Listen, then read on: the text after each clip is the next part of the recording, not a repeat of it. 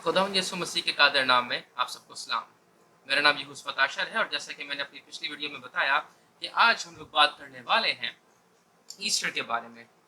सो मेरे अजीजों, बहुत सारे लोग सबसे पहले तो बात आजकल ईस्टर बोलना पसंद नहीं करते। वो बोलते हैं कि भाई रेजरेक्शन ही बोलना चाहिए। ईस्टर एक देवी का नाम था। उसका देवी का नाम नहीं था, उसका नाम इश्तार था। इश्तार अलग है, ईस्टर अलग है। सो ईस्टर बोले या रेजरेक्शन बोले, इट्स द सेम थिंग। सबसे पहली बात तो ये क्लियर होनी चाहिए। और मेरे चीज़ों, मैं आपसे ये बात करना चाहता हूँ कि ईस्टर की हमें ज़रूरत ही क्यों पड़ी, क्यों खुदा यीशु मसीह इस दुनिया में आए, क्या हुआ, क्या वजूहात थी। हम इन तमाम बातों पर बात करना चाहते हैं। मुझे नहीं पता कि आपने कभी इस बात पर गौर किया है कि नहीं, लेकिन आप अगर देखें तो हर मजहब मौत के बाद कुछ ना कुछ के बारे में जरूर बताता है। बहुत से मज़ाहिब ये कहते हैं कि मौत के बाद अगला जन्म है, और जब तक कि आप अच्छे काम कर करके अपने आप को एक सर्टेन लेवल तक नहीं ले आते, तब तक आपके दोबारा जन्म होते ही रहेंगे। ये एक नेवर एंडिंग साइकिल है। कुछ मज़ाहिब ये कहते हैं कि मौत के मरने के बाद जहन्नुम है और जन्नत है, और अगर आपके अमाल अच्छे होंगे, बुरे होंगे, वगैरह वगैरह, उसके मुताबिक आपको उनमें जगह मिलेगी। लेकिन मैं उससे भी पहले इंपॉर्टेंट बात करना चाहता हूँ। तमाम मज़ाहिब इस बारे में बात कर रहे हैं कि मौत के बाद क्या है, मौत के बाद क्या है। क्या कोई मजहब ये जवाब देता है कि मौत क्यों है?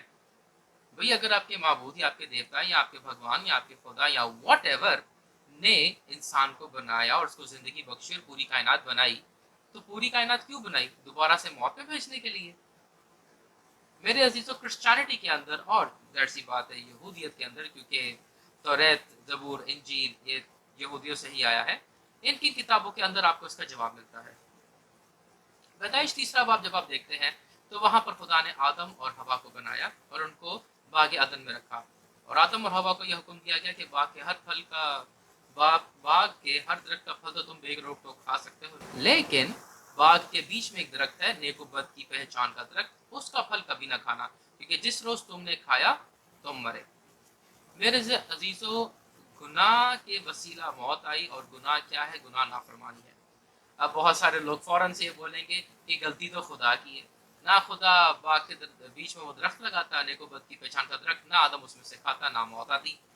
मेरे चीज़ों, ये बात बिल्कुल गलत है, क्योंकि याकूब का खत, उसके अंदर याकूब रसूल खुदा की रूह की हिदायत से लिखते हुए ये फरमाता है कि बस जो कोई भलाई करना जानता है और नहीं करता, वो उसके लिए गुनाह है। सो गुनाह करना सिर्फ ये नहीं कि आप गलत कर रहे हो। गुनाह करना क्या है? गुनाह करना ये है कि आप भलाई करना जानते हो और आप नहीं करते। लेट्स सपोज कि खुदा बाकी आदम के अंदर नेको बद की पहचान का दरख्त नहीं लगाता, सो व्हाट? आदम को बोला गया था कि तू बागबानी और नेगेबानी करना, बाग की ये सब कुछ करना, वो नहीं करता, वो नाफरमानी करता, ये भी तो गुनाह में आ जाता है, क्योंकि वो खुदा का डायरेक्ट हुक्म ठुकरा रहा है। सो दरख्त के वहां पर होने या ना होने से कोई फर्क नहीं पड़ता, आदम अभी भी नाफरमानी कर सकता था। दरख्त के लगाने की वजह क्या बनी? क्योंकि वहां पर कोई नेगेटिव ना का हुक्म नहीं था। हर हुक्म था तू ऐसा करना, तू बागबानी और निगहबानी करना, तू फलना और बढ़ना, तू जानवरों के नाम रखना, तू ये करना, तू वो करना, तू वगैरह वगैरह करना। कोई भी ऐसा हुक्म नहीं था जहां पर लिखा हो या जहां पर बोला गया हो कि भाई तू ना करना, क्योंकि हर चीज अच्छी थी, कोई भी चीज बुरी नहीं थी। तो खुदा ने एक नेगेटिव हुक्म देने के लिए कि तू बस तू ये काम ना करना, वो दरख्त वहां पर लगा दिया, दैट्स इट।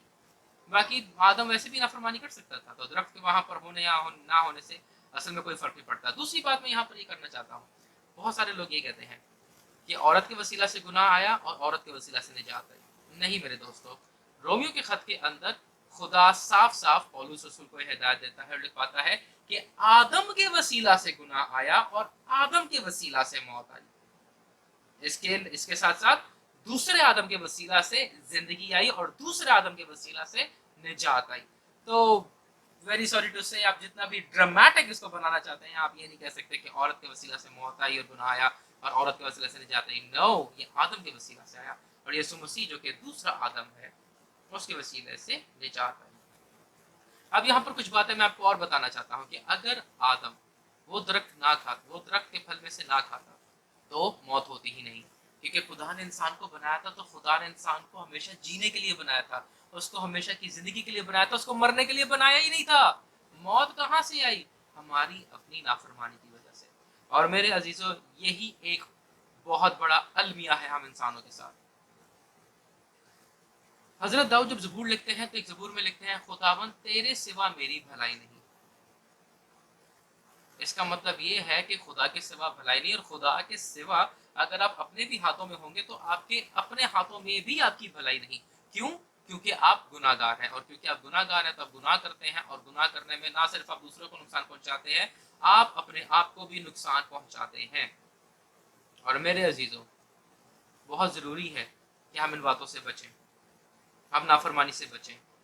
एक नाफरमानी की वसीला से मौत आ गई, वरना आदम हमेशा जीता रहता। अब बहुत सारे लोग ये बोलते हैं कि खुदा ने कहा था जिस दिन तूने खाया उस दिन तू मरा, लेकिन आदम तो उस दिन नहीं मरा, आदम तो 930 साल की उम्र जीने के बाद मरा। यहाँ पर भी मेरे अजीजों हमारे पास जबानों का थोड़ा सा मसला है, क्योंकि आप जानते हैं कि पुराना अहदनामा इब्रानी के अंदर लिखा गया था। इब्रानी के अंदर अगर हम इस सेंटेंस के स्ट्रक्चर को देखें तो वहां पर लिखा है, आदम जब तूने ये फल खाया वहां से तू मरना शुरू हो गया, तेरी मौत शुरू हो गई। यानी कि तेरा जिस्म जायल होना शुरू हो जाएगा और करते करते तू मर जाएगा। और जिस्म जायल कैसे होता है? एक, बुढ़ापे के वसीला, दूसरा बीमारियों के वसीला। यानी कि ना सिर्फ खुदा ने हमें अपनी जिंदगी के लिए बनाया था, बल्कि खुदा ने हमें सदा जवान रहने के लिए बनाया था। हम जवान रहते हैं, लेकिन अनफॉर्चुनेटली अफसोस की बात यह है कि हमने गुनाह किया और अपने आप को मार लिया।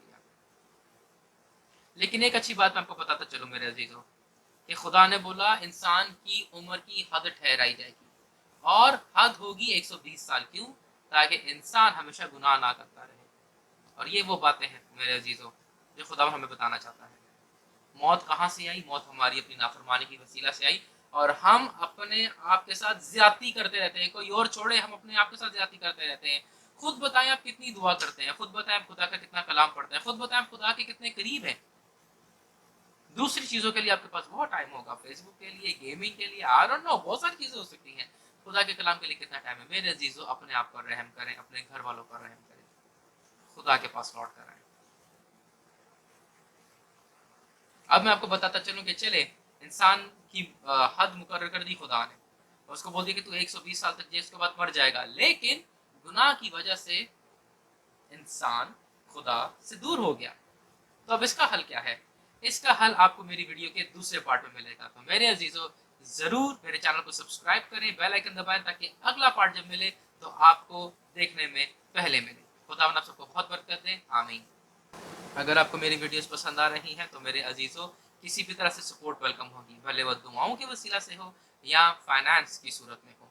तो अगर आप माली मदद करना चाहते हैं तो दी गई डिटेल्स पर रब्ता करें। खुदा आपको बहुत बरकत